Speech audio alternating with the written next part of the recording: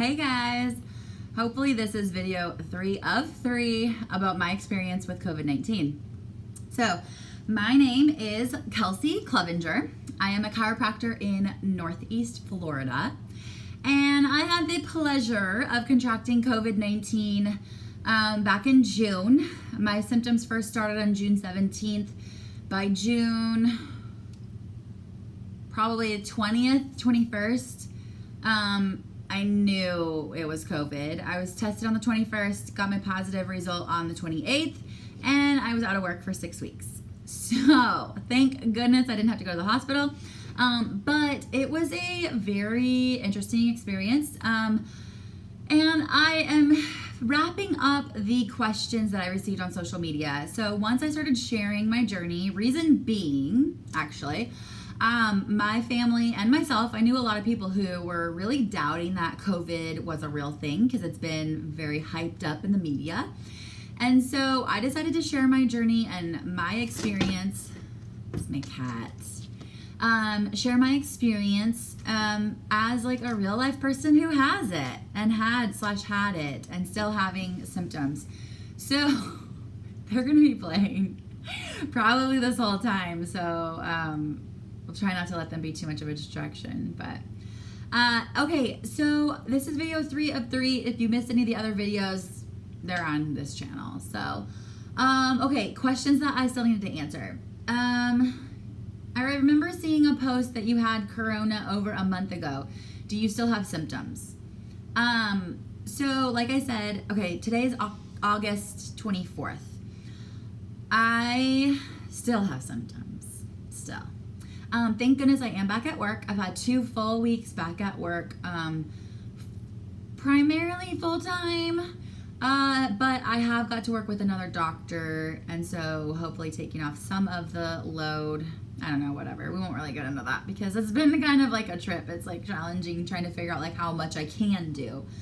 But yeah, I still have symptoms. So I still get shortness of breath upon like physical exertion. So my workouts take a lot longer now because I have to rest a really long time, like 3 and 4 minutes in between sets. I never really had to do that before. I don't really lift in a way that I would need to do that. Generally, like I usually could do like 60 seconds to 2 minutes between sets, and now I'm kind of doubling that.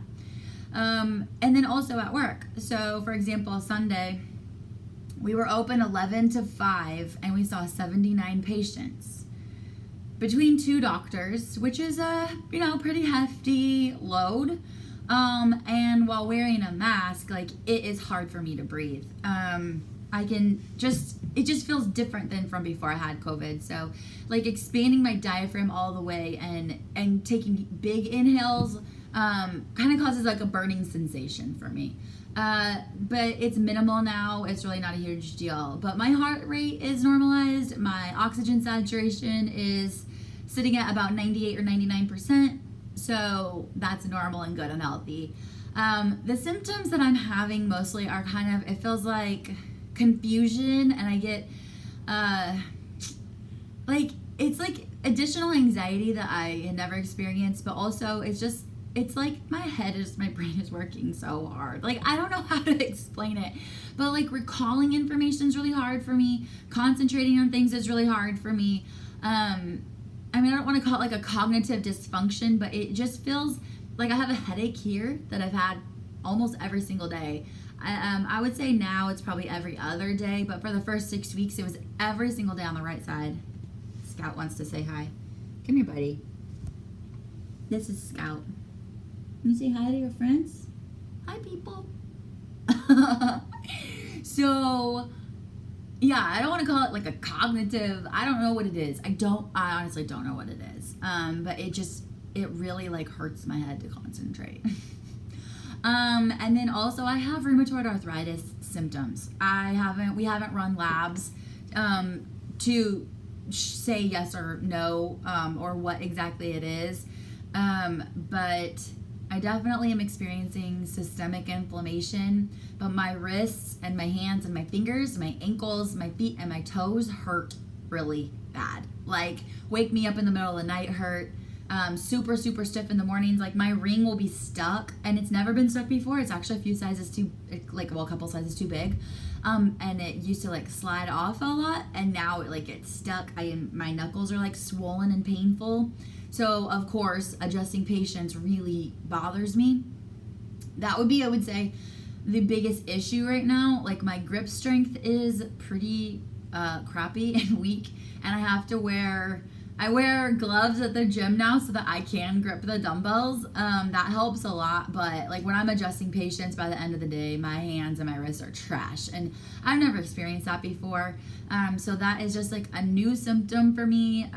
No clue. I know like some people who've had COVID are experiencing lupus type symptoms and RA symptoms. But right now, my doctor and I are focusing on some other things. We're just kind of treating the systemic inflammation.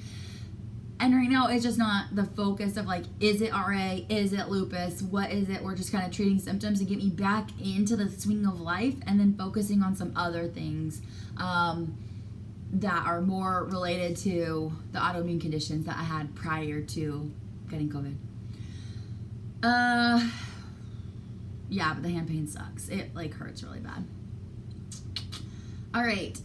Did you have underlying conditions before getting COVID? The news makes it sound like if you don't have other health issues, you'll be fine if you get it. So, like I said, I do have autoimmunity. I have Hashimoto's thyroiditis, which is an autoimmune attack on the thyroid gland, which is right here. And then I also, in 2018, I had an ANA that was speckled, indicating lupus, and it was accompanied by a malar rash, which is like a butterfly-shaped rash on my face. So I mowed the lawn one day in the sun. I had this butterfly-shaped rash. I had intense pain, like body aches, and just like exhaustion and very, very just like inflamed feeling. And so I asked my practitioner, at the time I was in chiropractic school, so I couldn't order my own labs. But I asked my practitioner to check and see if I had lupus, and the ANA did come back speckled, indicating lupus. I wasn't treated for it. I did a lot better once I was living in a more emotionally safe environment. If you followed me at all, you'll know that I had a really, really dangerous, toxic marriage. And I was able to treat it mostly with being in a safer emotional environment so that my stress level was down, because when my stress was high, the inflammation went up. And then also with diet and lifestyle. So making sure I get 8 hours, 9 hours, 10 hours of sleep a night, taking out all grains, legumes, gluten, dairy, limiting sugars, moderating alcohol, things of that nature. So that helped a lot. So I wasn't seeing a rheumatologist for the lupus, but I would say symptoms definitely were tenfold times a trillion after I got COVID. Right now I'm doing so much better that it's almost like funny when I think, I don't know, I'm like, what do you do? Like laugh it off? I don't know, but we're figuring it out. So yeah, I did have underlying conditions, but prior to getting COVID, I was working out a couple times a day. I was actually on day 21 of 75 Hard, which is Andy Frisella has this program, and we were doing it and feeling awesome and not drinking and eating really well. And so when I did start having symptoms, I just thought it was like overworking. And that's why I kind of was like, oh, I'm okay, until I had respiratory symptoms, lack of smell, and lack of taste. And I was like, oh, shoot, I think this is COVID. Anyway, okay.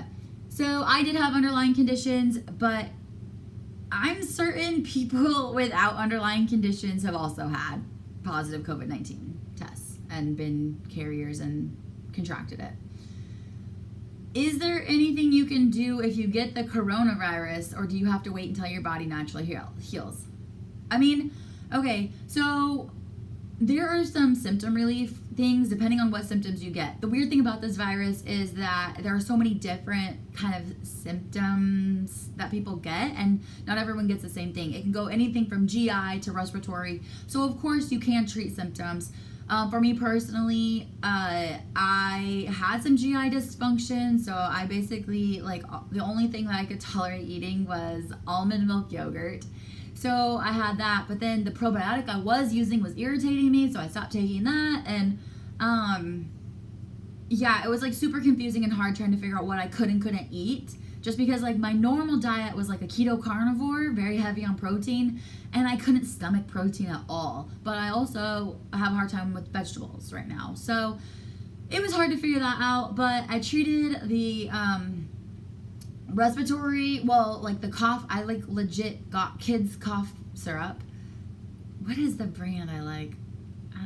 Zerabes? I don't know what the brand is called, but it's like honey and echinacea, and I honestly don't even know if that stuff works. I don't have kids, and I haven't really like had cough a lot myself, so I just got this cough syrup, and I got the AM and the PM version of it, and then I use that. I use a throat spray. I was like just treating for symptoms because I just felt awful. I felt really awful.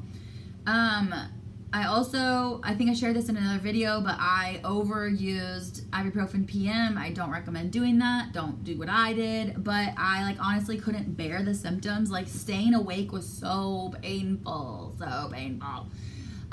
So I chose not to stay awake and I used ibuprofen PM. Yeah, so when like COVID stuff all started, really like started and like everything was shutting down back in March, I remember hearing like, oh, it's really painful, so if you get it, you're going to want some sort of NSAID. So I actually just stocked up on ibuprofen and ibuprofen PM because I was like, well, if I get it, I don't want to have to go out and get something. And, you know, they say it's painful, whatever. It is so painful. It is like next level painful. Like I don't use NSAIDs. Like even if I have super bad cramps for my period, I don't use NSAIDs. I don't use anything because I don't want to put toxins or in my body. And you know, if you do, it's no shame. But I personally don't like to use things. I'm like, you know what? Let me figure something else out. Let me use a heat pack. Let me use essential oils. I use, really the only time I really have like pain is like period cramps. So caffeine helps me. Cinnamon throughout the cycle. If I have cinnamon, that actually helps with my cramps. What else? Hot pack, exercise, you know, things like that. I try not to take NSAIDs.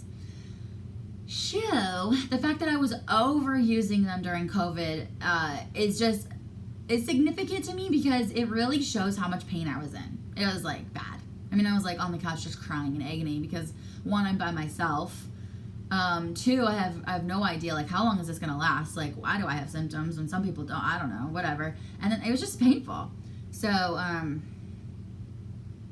wait until your body naturally heals. I mean, more and more we're finding out new information about COVID, and I know like in Jacksonville, Mayo has a COVID clinic. I'm not going there because I don't have medical insurance. So there are things and treatments people can do, but again, it just depends on your symptoms.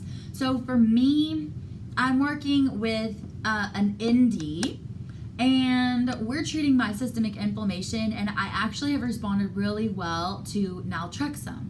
Naltrexone is used to help people who have opioid addiction, but it also is an anti-inflammatory. And I mean, I was a little hesitant at first, and we've actually doubled my dose, but because we've done so, I actually feel like myself again. So have we got to the root cause yet? No, but we're doing lots of testing, lots of trial and error of other supplements and other things, just trying to figure out like what's going on. I did use, so when I was sick, I used a lot of turmeric, curcumin. I was using that for an anti-inflammatory, but the naltrexone has helped a lot. It's been that and like getting like good sleep has been like a game changer for me. So I'm still using the naltrexone, and I have a follow-up in like 3 weeks, and we'll just kind of go from there. So I haven't really been one to like treat symptoms. I kind of like just want to find root cause, but honestly, like treating symptoms was the best thing for me for now while we figure out like why. So one of the cats was around, and I feel like there's like I have cat hair on my nose or something. Probably need to edit that out, right? Why do some people have to go to the hospital and some don't? Did you have to go to the hospital? Okay, so Oxygen saturation is the only thing that I really tracked like religiously when I was sick. I did take my temperature and I had a fever, but for the most part, I was taking my, I used a pulse ox, that's that little thing that goes on your finger, and it tells you how much your oxygen saturation is. So, hey Scout, you coming back, bud?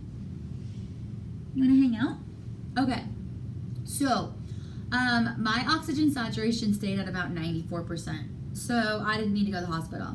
Some people, their oxygen saturation is getting down to like 90, 89, 88. You know, at about 90, you're like out of breath a lot and you probably need to get some help. A lot of people say if it goes below 90. For me personally, I knew if it got to 90, I was going to the hospital. I was. But that's why I didn't go to the hospital because, I mean, even though I was like in a lot of pain and agony, like I was able to breathe. So my oxygen saturation was at 94 for a solid 2 weeks. Sometimes it would go up to 96, which is good, it's fine. But now I'm at like 98, 99. Most days I'm 98. So I will take that. So you're cute. Okay. How long did you say quarantined? I say quarantined for 3 weeks. I think it was a couple of days over 3 weeks that I got retested.